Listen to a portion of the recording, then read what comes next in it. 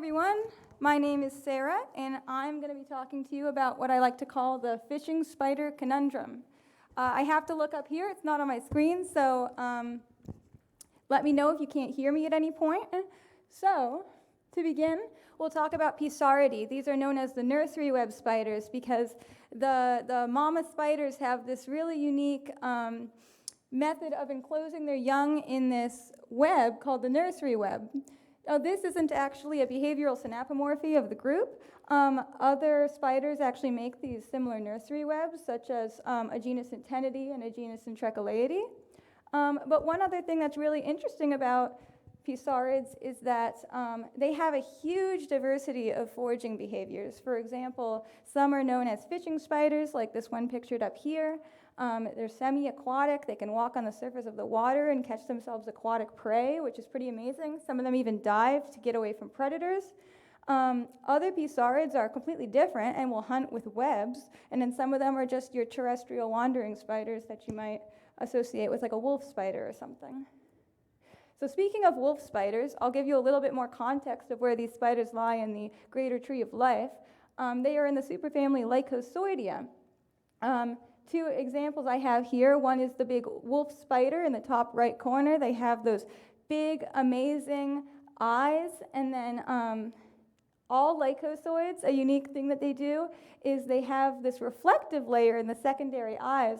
So picture yourself out at night in the woods with like a headlamp or a flashlight, and you look around, and all these little eyes are reflecting the light back at you. Those might be lycosoids.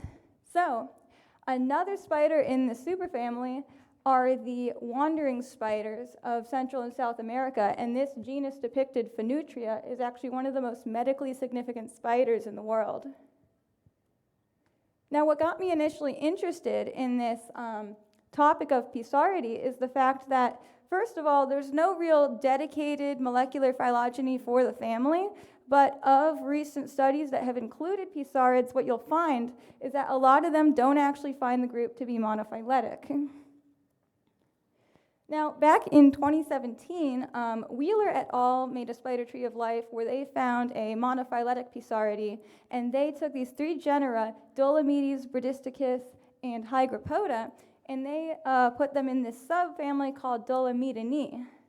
However, it's not a new idea that maybe these three, which have been the problem children of previous studies, they often fall outside of the greater family of Pisaridae. It's not unheard of that they might need to be their own family. Actually, back all the way in 1898 there, Simone suggested the family Dolomedidae, and then later Lettinen suggested the family Dolomedidae.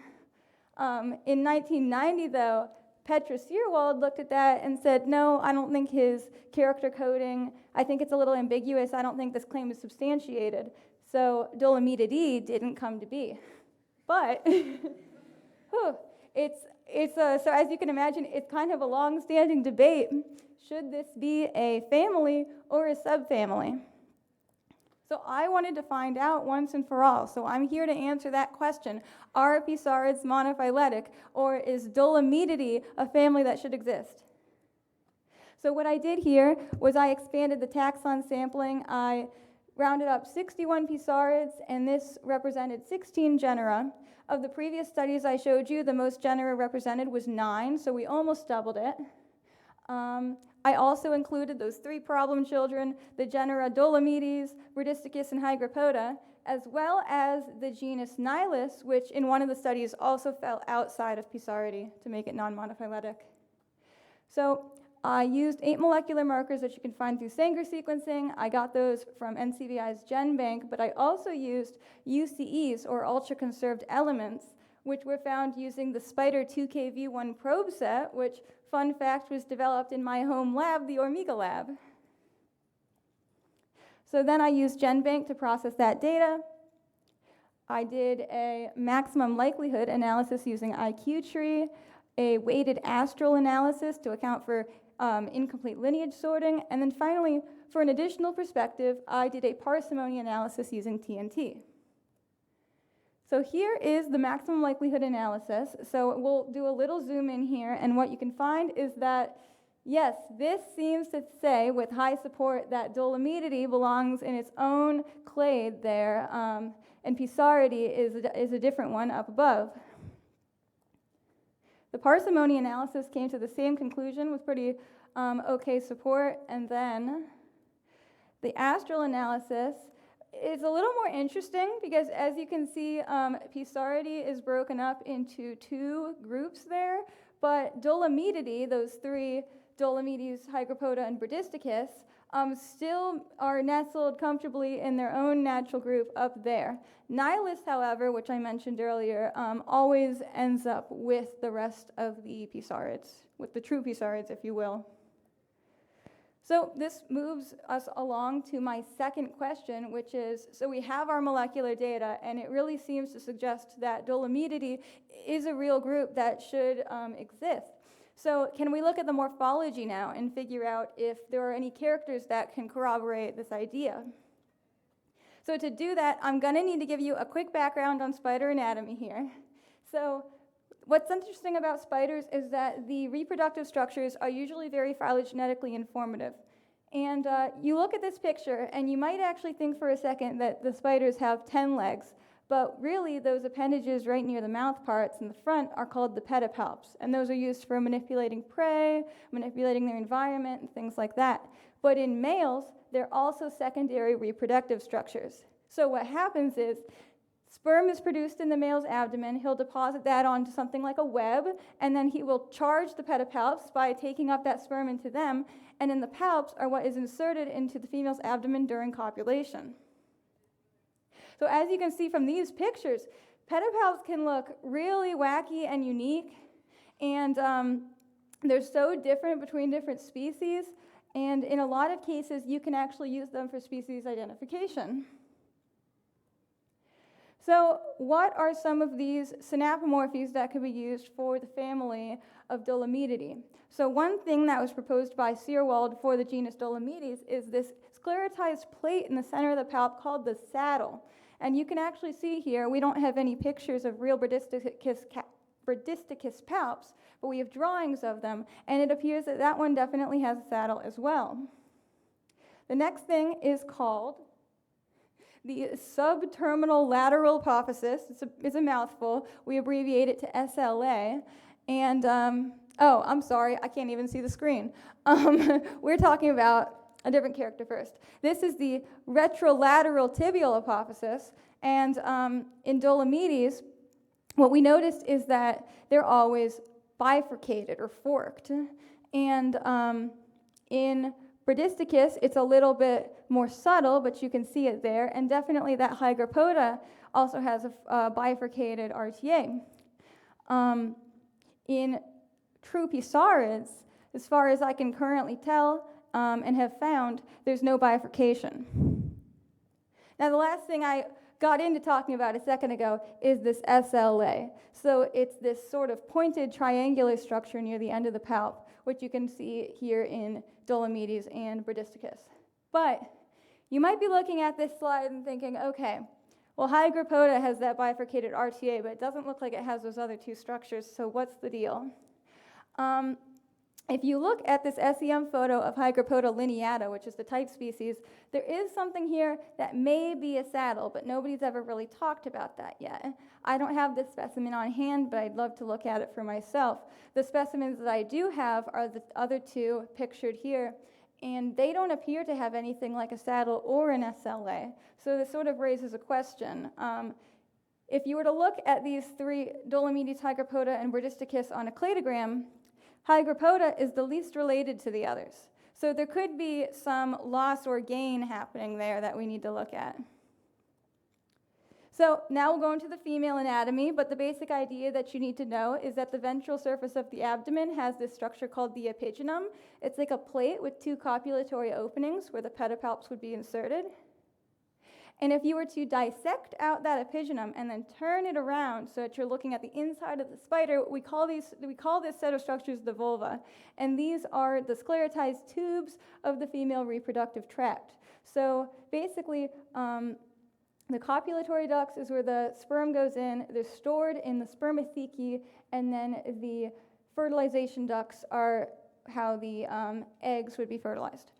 So, what are the potential synapomorphies here? Well, one also suggested by Searwald is this accessory bulb, which she mentioned is in Dolomedes, but you can definitely see it here as well in Hygropoda and potentially also there in Bradisticus. And the other one, which was mentioned just in 2023 by Kuntner and Yu, is this fertilization duct that ends in a sort of flake-like shape. So it's a little bit up to interpretation what a flake means in this context, but they were talking about Dolomedes. So you can see that sort of flat end of the fertilization duct in definitely Dolomedes and Bradisticus. It's a little more up to interpretation in Hygropoda. The last thing here is a reduced head of the spermatheca, which was also suggested by Searwald. So if you look at the Pisarina mira in the bottom left there, that's a pisaurid. And the spermatheca end in these very round bulb-like shapes, which you don't see at all in these other three genera here. You just see more tube, basically. All right, so to reiterate what I've been talking about, my first question was, would an increased taxon sampling support the monophyly of Pisaridae? For me, all three of my phylogenies suggest no, it's not monophyletic. Dolometidae is definitely a natural group according to these phylogenies. And then my second question was, do we have morphological characters that can support this hypothesis? And so we are just sort of scratching the surface of that. But I think that there's a lot of promise. I think we're seeing structures that only appear in these three genera, and there's a lot of potential there. Now, I just want to go a little bit into my further research here. What you're seeing are 5 more Pisaurid genera whose genus names all end in omedes, kind of like Dolomedes. And what you'll notice is that they all have something like a saddle. They all have a bifurcated RTA. And you can also see what may be a subterminal lateral apophysis here. So it's possible that these genera also could belong to this family Dolometidae. When we look at the female structures, we definitely see an accessory bulb in Megadolomedes. We can make an argument for a flake-like fertilization duct in some of these, and then definitely none of them have that bulb-like head of the spermatheca. So there's no molecular data available for these specimens, but what I would love to do, they're in New Caledonia, New Zealand, and Australia. I would love to get my hands on these myself and see if they also are potential inductees to our family Dolometidae. Thank you so much. I just want to acknowledge all of the amazing people who have helped this project be what it is. And that's my ding for 2 minutes, I guess. So we've got some time for questions if anybody would like to ask.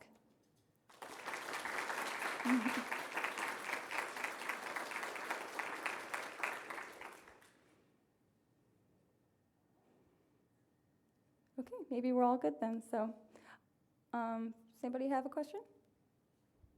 Yes?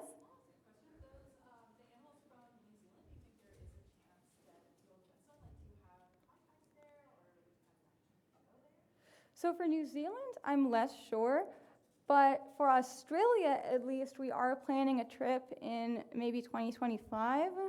So I would definitely have to see if anybody, if anybody knows anyone from New Zealand, please come talk to me who could potentially help me acquire these specimens. But yeah, I definitely want to, well, when I go to Australia, try to find some of the Australian species for sure. All right, I'll let the next speaker get all set up ahead of time. Thank you. Hi, everyone. My name is Chloe Jelley. I am a PhD candidate in the Moreau Lab at Cornell University, and today I'm excited to be telling you about my ongoing project looking into the evolutionary history of the rainbow ants.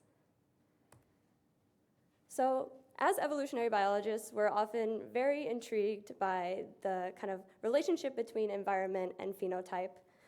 Here I have some examples of mammals which return to the sea and have adapted to an ocean, marine habitat, or the highland goats who are very good at traversing mountain landscapes.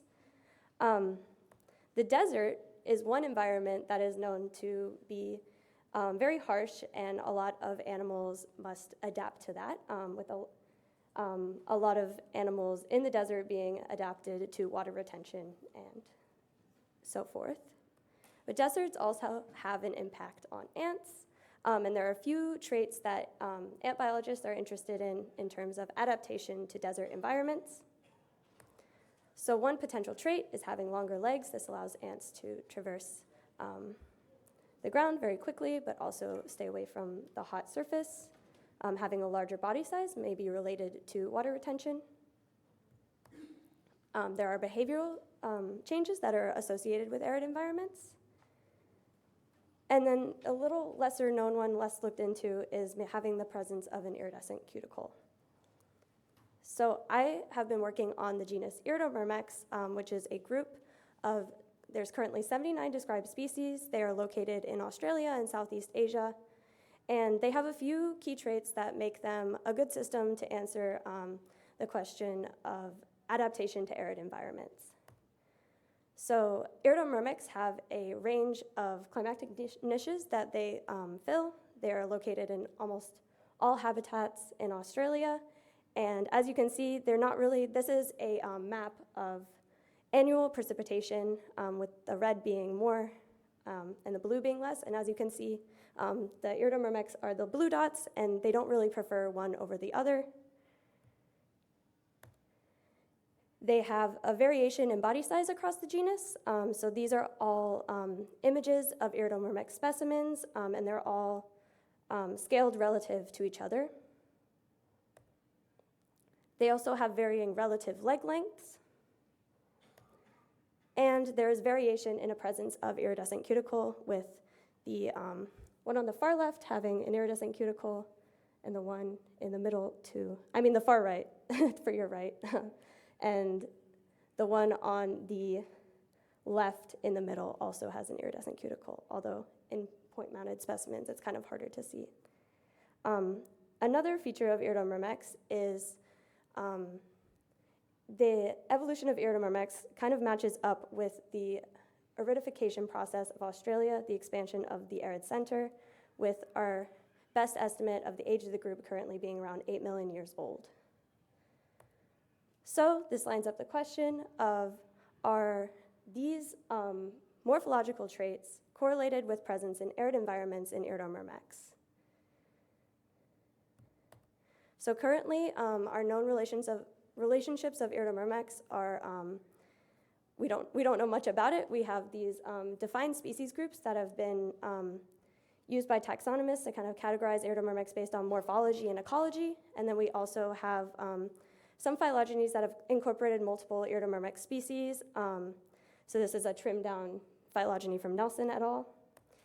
And I'll just point out that for the species groups represented in the current known relationships, we just have two species groups, majority coming from one, the meat ants.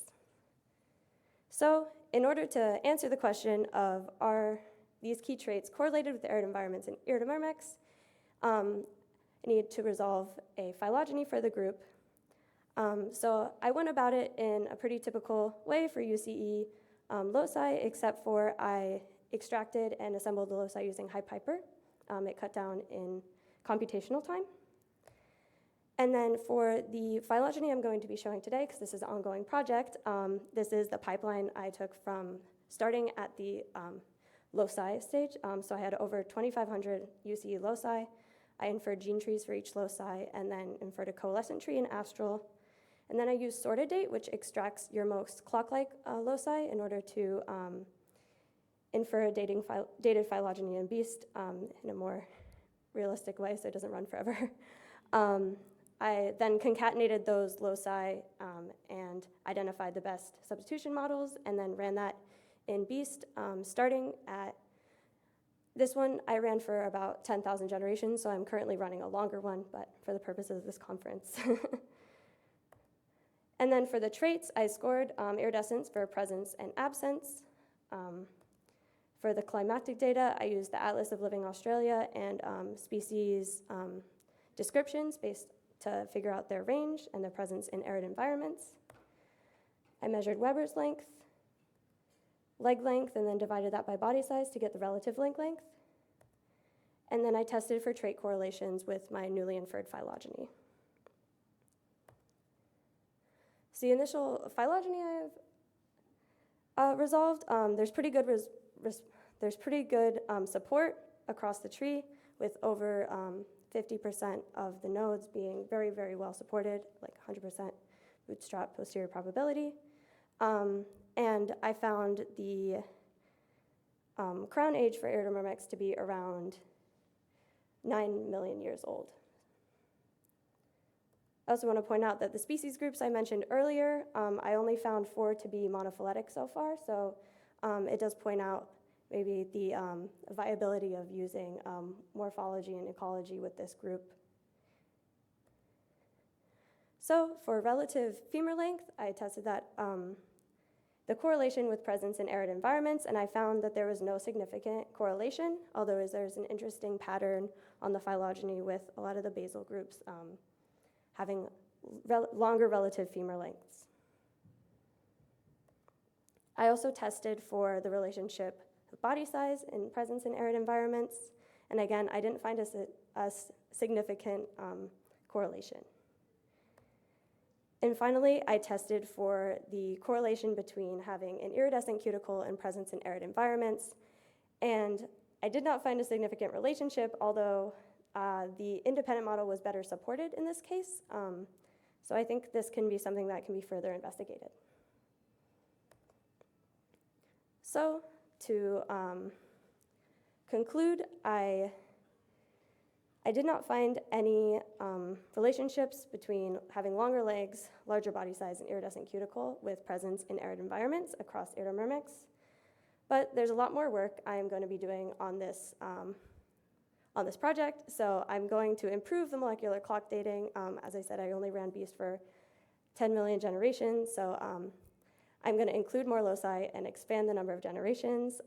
I also am going to investigate some of those low support clades and figure out what's going on there with the alignments. I also would like to integrate more fine-scale climate data, as my bidding for presence in arid environments was pretty rough for this project. And then I also am going to be testing for biogeography analyses and trends in diversification across the group. I also want to add that there could be other potential causes for an iridescent cuticle, as folks who have studied beetles have found that it is actually a way that beetles avoid predation in some environments, and I think this is a trait that shouldn't be ignored, since there are other Australian ant taxa that have iridescent cuticles. So to wrap up, going back to this question of environment and phenotype, it's still an interesting question, but I think there's a little more at play here. I mentioned behavioral changes, and that could be mediating some of the adaptation to the arid environment that we might not see in the morphology. Also, I only investigated Iridomyrmex in these analyses, and I think it might be interesting to include the other Australian dolichoderine taxa. There are very close relatives of Iridomyrmex that also live in Australia and also are in these similar habitats. So it might be kind of like a question of scale in these analyses, and if I'm looking at the right scale here. So with that, I'd like to thank my lab and my committee members and everyone here today. Thank you.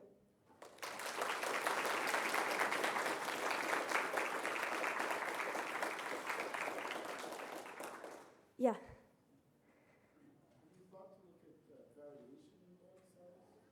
Did you just look at a mean, or did you think about looking at variation? Yeah.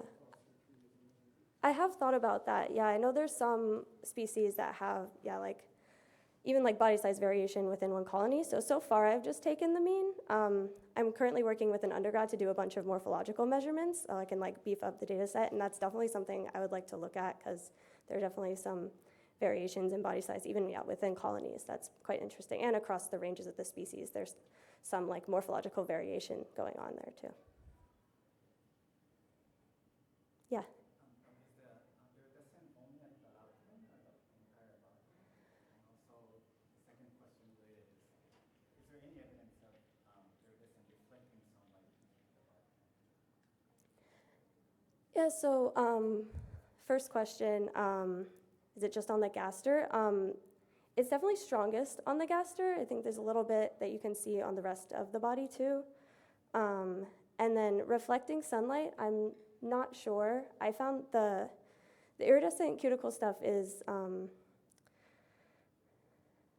yeah, there's not any like clear explanations yet, so I'm still kind of trying to parse that apart, but it would be cool to see if you know of any tests or anything, or if anyone in this room knows of any of those correlations. Like, yeah, it would be cool to see if they're reflecting it in any capacity. Yeah. Thank you. Thanks for attending. Some of you may have noticed that I changed the title of my talk, but the reason for this is that I wanted to tell a bigger story before delving into the issue of flatfish monophyly. So flatfishes in the order Pernectiformis include the popular flounder, sole, Hollywood, tonguefish, and others. And they're characterized by having both eyes on the same side of the head, representing the most pronounced deviation from symmetry among vertebrates. So they have an ocular side and a blind side. And some flatfish groups are left-sided, or others are right-sided, and some are polymorphic, including both left-sided and right-sided individuals within the same species. So flatfishes evolved from symmetrical fish ancestors with normal eyes. As we can see in this video of flatfish metamorphosis, their ontogeny pretty much recapitulates their phylogeny, as the development of an individual fish mirrors the evolutionary history of its adult ancestors. All right, so with that shared background in mind, let's get to the three key mysteries in flatfish evolution. And the first is where the asymmetric flatfish body plan provides an indication of gradual evolution or saltation. And it was during the 1800s that George Mivart used flatfishes to question natural selection by saying that such sudden changes, however, are not those favored by the Darwinian theory. And Richard Goldsmith was also a proponent of the saltation theory, or as he called it, hopeful monsters, which suggest that evolution proceeds by giant leaps. And once again, he used flatfishes as an example. But this mystery came to an end in 2008 when Matt Friedman showed that two adult Eocene fossils from two different species reveal partial asymmetry. So we have one eye above the other, but it falls short of crossing the body's midline. So we have two evolutionary intermediates of the adult stage showing that eye migration did not occur in one big evolutionary leap. And although this isn't my own work, it provides important background information, and I'll come back to this. So the second mystery is the unclear interrelationships of flatfishes. And if we look at ichthyology textbooks from before the advent of molecular phylogenetics, we see that flatfishes are placed in a giant polytomy with other spiny fin fishes, and this is a reflection of how morphology largely fails to offer any clues about their interrelationships. But molecular phylogenetic analysis showed that flatfishes are nested within a clade that we call Carangaria, which besides flatfishes includes other seemingly disparate taxa such as marlins, barracudas, dolphin fishes, jacks, and archer fishes. And even though these groups don't have much morphological affinity, Carangaria is a very solid clade that is consistently resolved across most molecular studies, whether using mitochondrial genomes, a few nuclear markers, or phylogenomics. And as it turns out, flatfishes are one of the largest clades of Carangarians.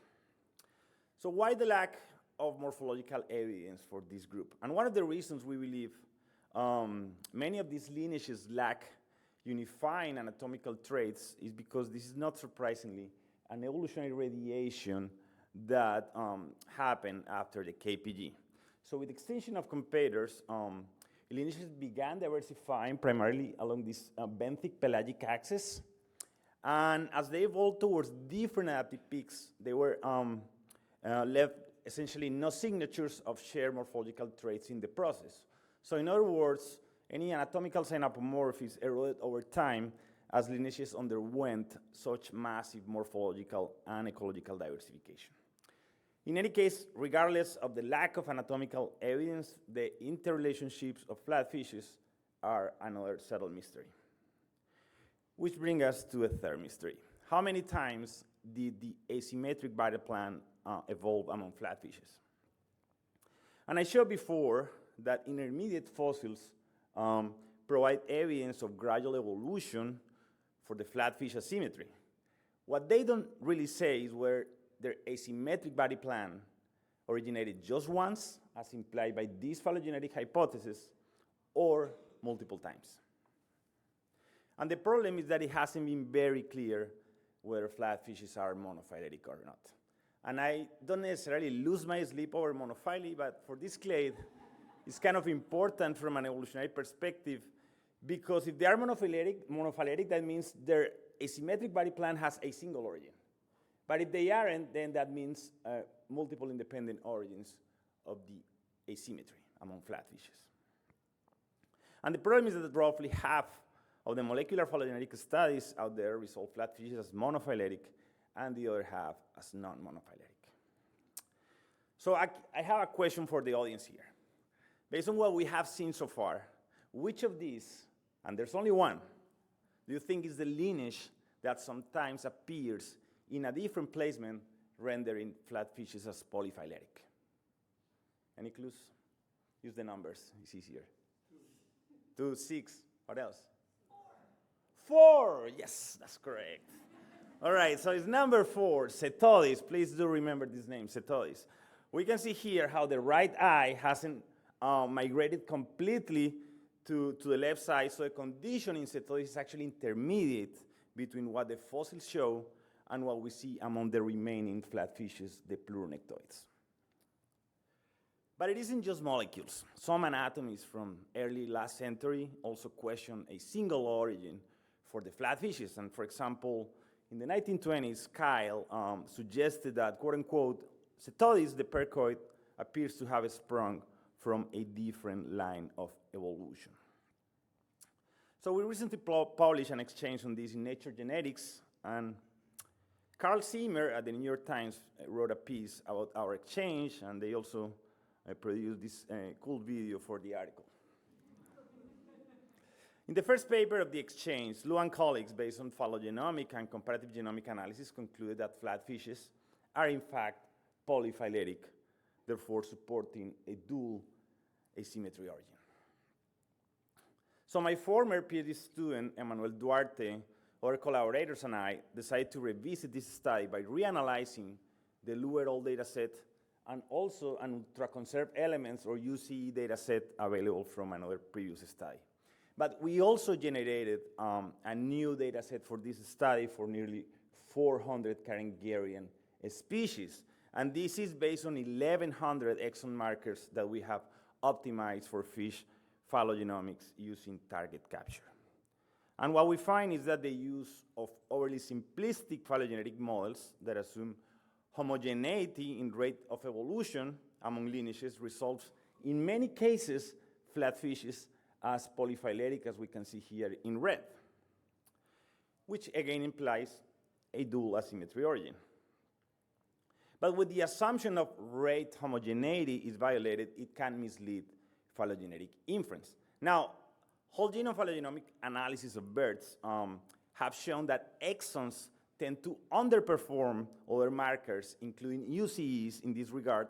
And as we can see at the bottom here, analysis based on UCEs unambiguously support the single origin tree, even with homogeneous models.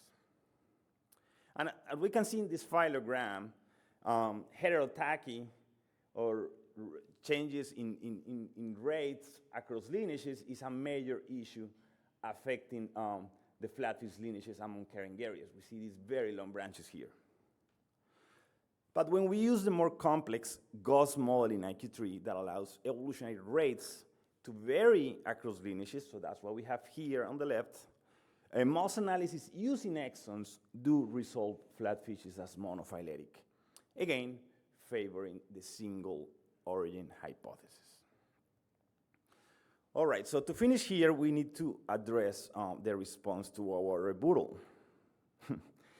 First, they use the delta GLS method, which interrogates the data set on a gene-by-gene basis to see which of two alternative tree topologies receives the best support. And we see a lot of blue here, meaning that more gene trees favor flatfish polyphyly or the dual asymmetry origin tree. But the problem is that this goes back to the same issue, as this analysis is based on homogeneous models, not a non-homogeneous one. And they also had 3 different data sets to test, so why not use the UCE data set as well, for example? So this for sure warrants further exploration, but a rationale for not using non-homogeneous models and other data sets is clearly lacking here. Now, the other major issue they did is align 4 chromosome-level genomes of Carringerias to what they call the Cetodis reference genome. And this analysis reveals more gene synthetic block shared between Cetodis and the Carringerian outgroups in green than with the flatfish pleuronectoids in yellow, supporting once again flatfish polyphyly or the dual asymmetry topology. But a major issue here is that the Cetodis genome they use as the reference is not at the chromosome level. So genome fragmentation may be affecting their microsynteny analysis. And if we look at the Cetodis assembly on GenBank, we see that it has 970 contigs. So that's far from being chromosome level resolution. And in a recent review of studies using macro and microsynteny to address recalcitrant clades in the tree of life, Steenwick and King argue that genome discontiguity appears to be a major driver of error, underscoring the importance of obtaining highly contiguous genome assemblies. Also, higher synthetic similarity between Cetodis and the Carringerian outgroups may simply indicate shared ancestral similarities with subsequent changes in the pleuronectoid lineage. So to illustrate this point, I drew by hand this flatfish monophyly tree that, as we can see, is fairly consistent with these distance-based patterns of shared synthetic blocks. So the pattern that we see here in yellow in the pleuronectoid can simply be explained by evolutionary divergence along this branch right here. So to conclude here, I do think that synteny holds promise, but to address this properly, we need a much more exhaustive comparison of chromosome-level genomes between flatfishes and Carringerian outgroups, including a better assembly for Cetodis. And also, this analysis should use a better method than just synthetic similarities, because at the end of the day, what they show in that synthetic plot is just a distance-based inference. All this high-quality data to go back to using distances in phylogenetics. All right, that's all I had. I'd like to thank my collaborators, the funding agencies. I'll be happy to answer any questions now. Thank you.